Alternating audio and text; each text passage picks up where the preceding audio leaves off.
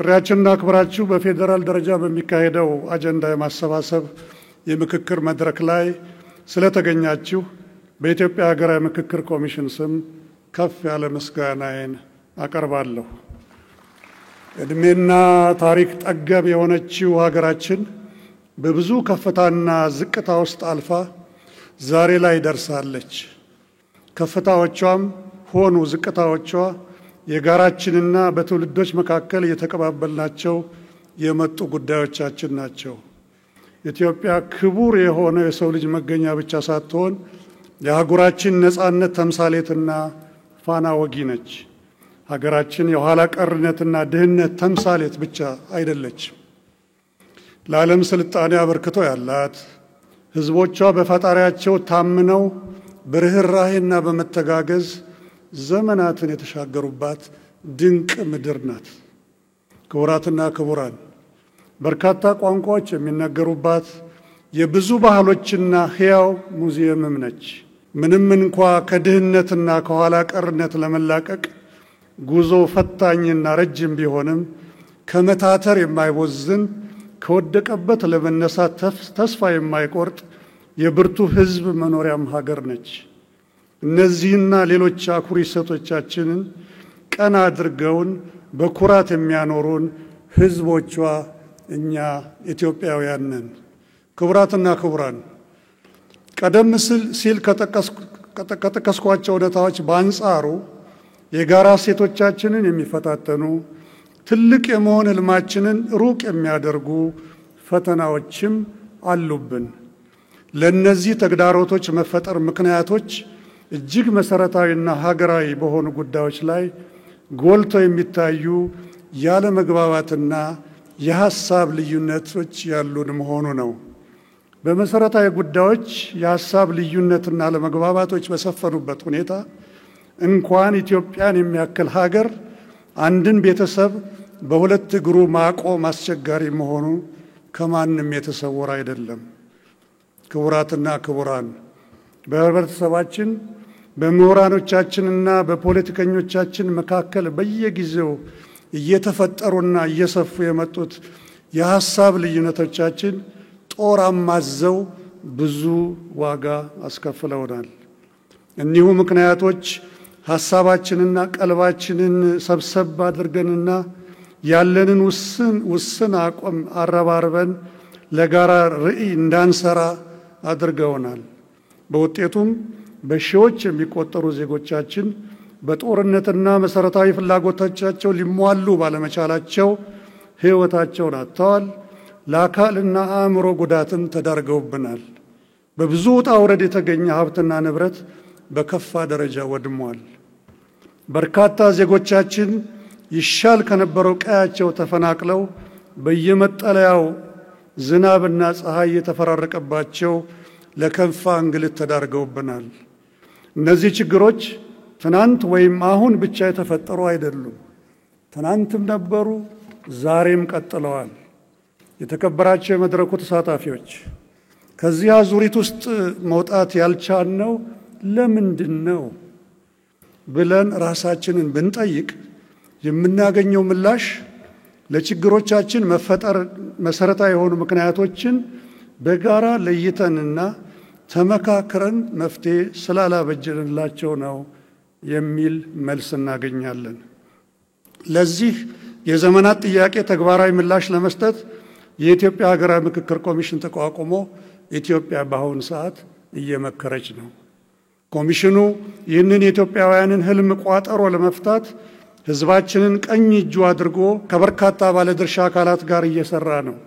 ይህ በዛሬው ዕለት የሚጀምረው የፌዴራል ባለድርሻ አካላት የአጀንዳ ማሰባሰብ መድረክ ለኮሚሽናችን 14ኛው መድረክ ነው።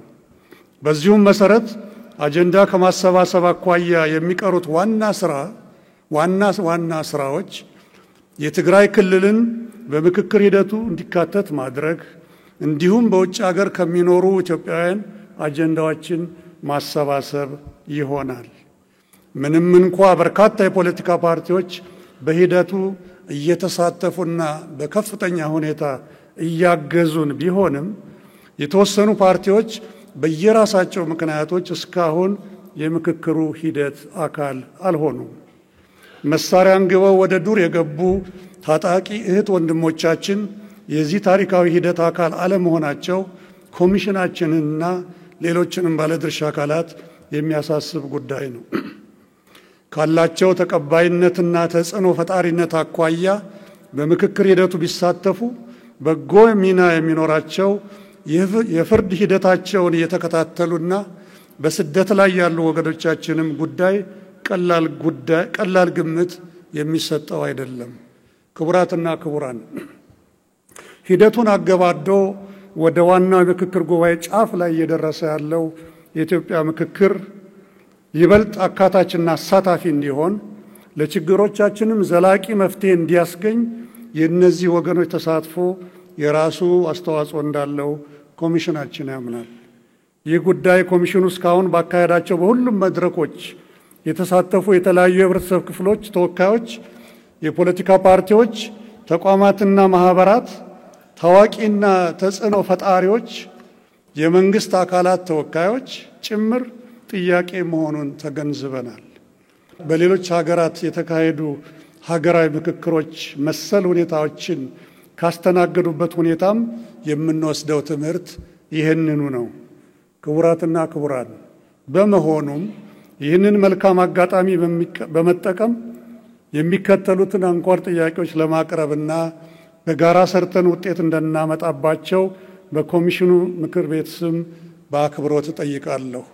እነኚህም የትግራይ ክልል በምክክር ሂደቱ ተካቶ በክልሉ የሚገኙ ውድ ኢትዮጵያውያን በሀገራቸው ጉዳይ ላይ ከሌሎች ወንድም እህቶቻቸው ጋር እንዲመክሩ ሁኔታዎች እንዲመቻቹ የክልሉ ጊዜያዊ አስተዳደር፣ የፌዴራል መንግስት፣ የፖለቲካ ኃይሎች እንዲሁም በጉዳዩ ላይ አዎንታዊ ሚና ያላቸው ወገኖች ሁሉ ተገቢውን ጥረት እንዲያደርጉ፣ በመቀጠል በትጥቅ ትግል ውስጥ ያሉ ወገኖች በተለይም የኦሮሞ ነጻ አውጪ ሰራዊትና የፋኖ ኃይሎች እንዲሁም መንግስት ሁሉም አሸናፊ የሚሆንበት ብቸኛ መንገድ ሀገራዊ ምክክር መሆኑን በመገንዘብና ኢትዮጵያውያን ትልቅ ተስፋ ላሳደሩበት የምክክር ሂደት ክብር በመስጠት ወደ ምክክር ለመምጣት የሚችሉትን ሁሉ ጥረት እንዲያደርጉ እጠይቃለሁ።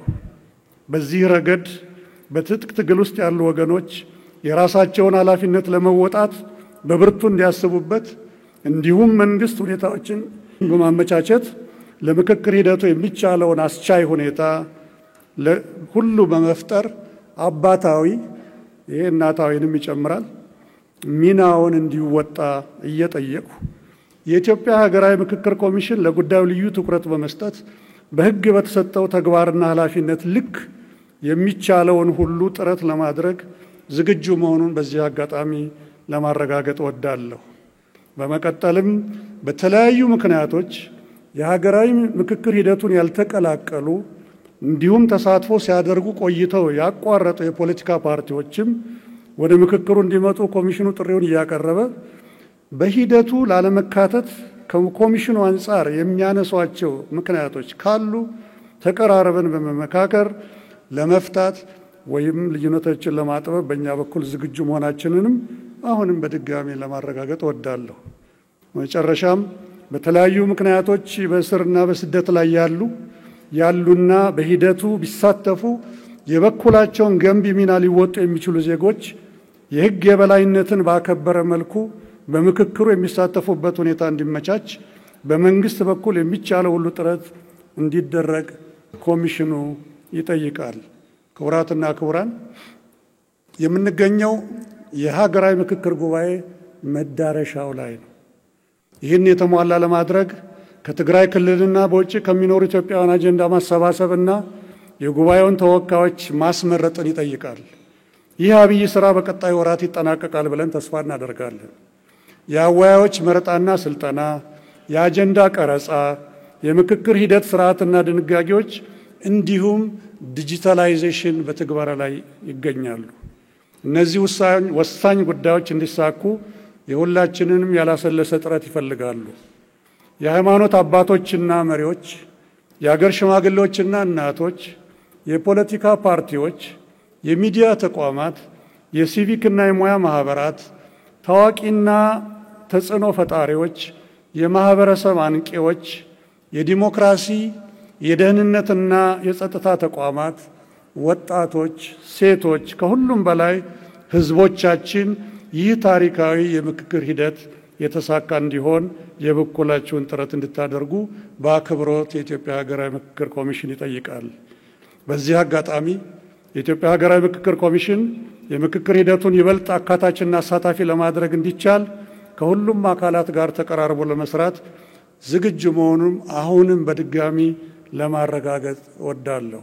ክቡራትና ክቡራን፣ በመጨረሻም ይህ ፌዴራል ባለድርሻ አካላት የአጀንዳ ማሰባሰብ መድረክ እንደ ሀገር ለገጠመን ችግር መንስኤ ናቸው የምትሏቸውን አጀንዳዎች በምክክር ለይታችሁ የምትሰጡበት መድረክ ነው። በዚህ መድረክ የተገኛችሁ ተሳታፊዎች የብዙ ሚሊዮን ኢትዮጵያውያን ውክልና ይዛችሁ እንደመቅረባችሁ መጠን የምታቀርቧቸው አጀንዳዎች የብዙዎችን የልብ ትርታ ያደመጡ እንደሚሆኑ እምነት አለኝ። ጨረሻም እስካሁን በመላው ሀገራችን ከወረዳ ጀምሮ ባደረግን የተሳታፊዎች ልየታ መረጣና አጀንዳ ማሰባሰብ ክዋኔ አካታችና አሳታፊ እንድንሆን ሙሉ ድጋፍ ለሰጡን የፌዴራልና የክልል መንግስታት፣ የሁለቱ ከተማ መስተዳድሮች አመራር፣ የህዝብ ተወካዮች ምክር ቤት፣ የፌዴራል ዩኒቨርሲቲዎች፣ መምህራን፣ እድሮች፣ ሲቪክ ማህበረሰብ፣ የፖለቲካ ፓርቲዎች የጋራ ምክር ቤት፣ የሃይማኖት ተቋማት ጉባኤ፣ የበጎ ፈቃድ ወጣቶች፣ የኮሚሽኑ አማካሪዎች እና የኮሚሽኑ ኮሚሽነሮችና ሰራተኞች እና በግልም ጭምር ከውጭ ሀገር በሀገርም ውስጥ ያላችሁ የምክክር ምሁራንና በተለያየ ኃላፊነት ላይ የምትገኙ ኢትዮጵያውያን ከጅምሩ ስራችንን ተረድተው ከተባበሩት መንግስታት የልማት ድርጅትና ገንዘብ ሚኒስቴር ጋር በከፈትነው ቋት ውስጥ የገንዘብ አስተዋጽኦ ላደረጉልን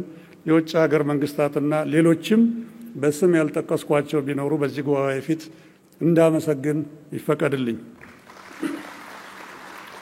በድጋሚ ጥሪያችንን አክብራችሁ ስለተገኛችሁ ከልብ እያመሰገንኩ መልካም የአጀንዳ ማሰባሰብ የምክክር መድረክ እንዲሆንላችሁ እመኛለሁ። ዋቃ ዳሾ